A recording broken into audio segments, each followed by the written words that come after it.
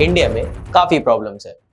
जब सबने ये जाना तो बात चली तो लोगों ने अपनी राय दी और जाना कि किस प्रकार से सब अच्छा होगा और उन्नति आएगी। लोगों की राय में राय शामिल थी कि देश के अंदर पैसा होना चाहिए, पर लोगों ने कहा कि पैसा होगा तो लालच से बचने के लिए पैसे का ज्ञान होना चाहिए, पर इसके साथ मंजूरी भी दी गई।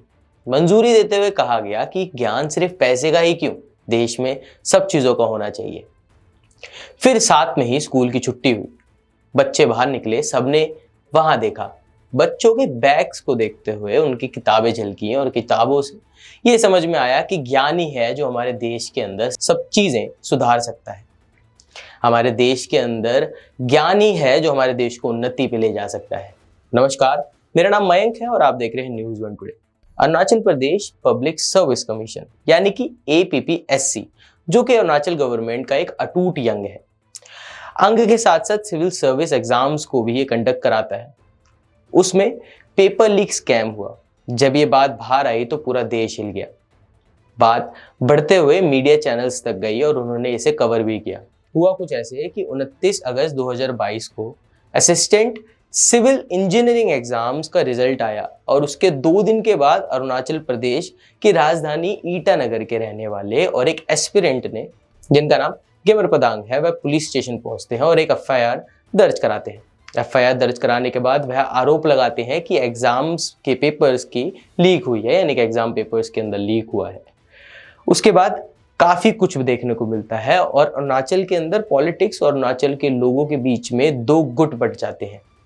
उसके बाद करप्शन पर भी बातें उठती हैं और अरुणाचल के अंदर लोग करप्शन को लेकर जागरूक होते हैं और सरकार से सवाल पूछते हैं। Pan Arunachal joint steering committee यानी कि PAJS, जो कि अरुणाचल प्रदेश के अंदर अभी इस समय जो स्कैम है उसके ऊपर आवाज उठा रही है, उनके द्वारा एक 13 पॉइंट चैप्टर ऑफ डिमांड्स की सरकार के सामने रखा गया और उसकी डिमांड की गई, जिसमें डिमांड्स के अंदर बातें थी कि स्कैम क्यों हुआ, इसको रोका कैसे जा सकता था और स्कैम को आगे किस प्रकार से कंट्रोल किया जा सकता है। कमेटी बिठानी चाहिए नल ऑन वॉइड, यानी कि स्कैम्स की मदद से जितने भी लोग सिविल सर्विस जॉब्स के अंदर लग चुके हैं उनको हटा देना चाहिए और बर्खास्त कर देना चाहिए। एग्जाम्स को फिर से कंडक्ट कराना चाहिए। ऐसे ही 13 पॉइंट्स के अंदर कई डिमांड्स रखी गई थी, जिसमें से एक डिमांड ऐसी थी जिसको पूरी तरह से भुला दिया गया, या फिर हम कहें कि उस पर ध्यान नहीं दिया जा रहा।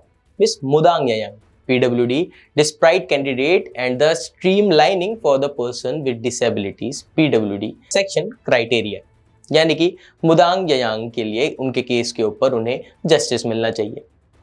जिन्हें इनके बारे में नहीं पता, मैं उन्हें बता दूं कि मुदांग यांग, जो कि अरुणाचल प्रदेश की नाहरलगन की रहने वाली है, यांग डिफरेंटली एबल्ड गर्ल हैं जो कि सही से चल फिर नहीं सकती।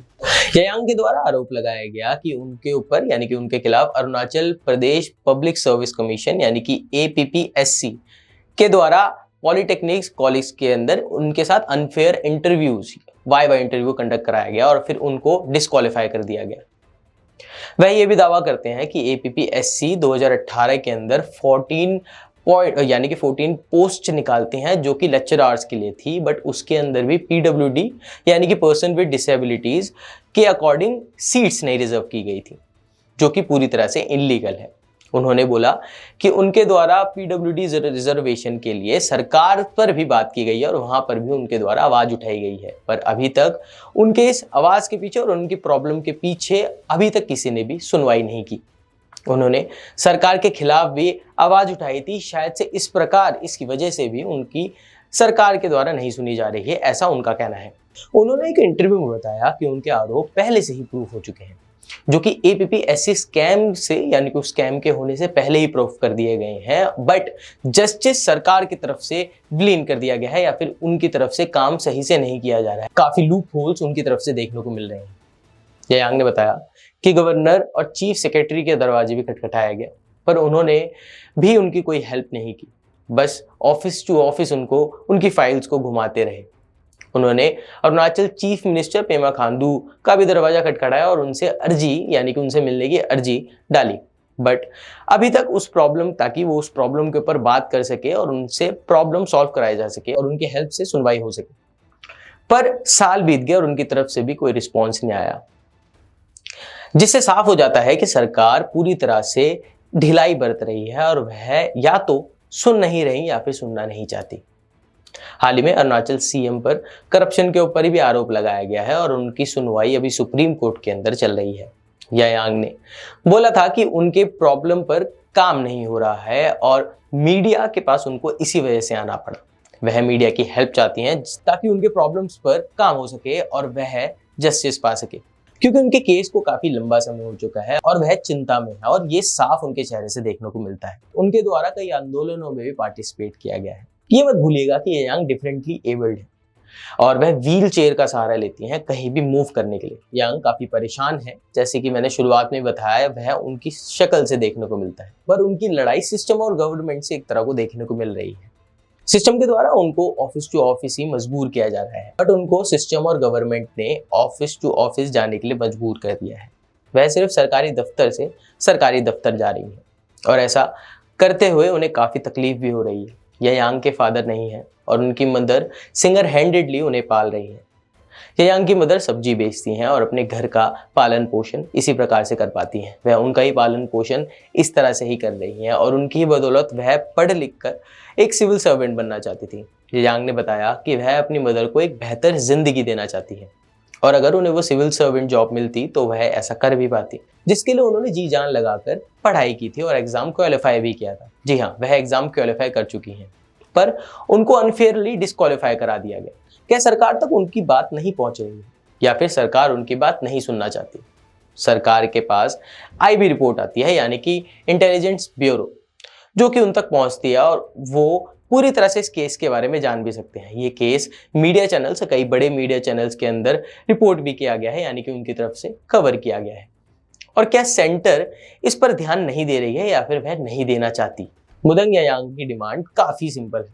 पीडब्ल्यूडी रिजर्वेशन के तहत वह चुनाव और उसके साथ साथ न्याय चाहती है। उनके केस को pan India Arunachal joint secretary committee के द्वारा 13 चैप्टर ऑफ पॉइंट्स के अंदर, डिमांड्स के अंदर शामिल किया गया है और सूत्रों के हवाले से ये खबर चल रही है कि उनका केस काफी सिंपल है और वो जल्दी सॉल्व हो सकता है, बट उनके केस को ढाल बनाकर सारे डिमांड्स को पूरा कराने की कोशिश की जा रही है।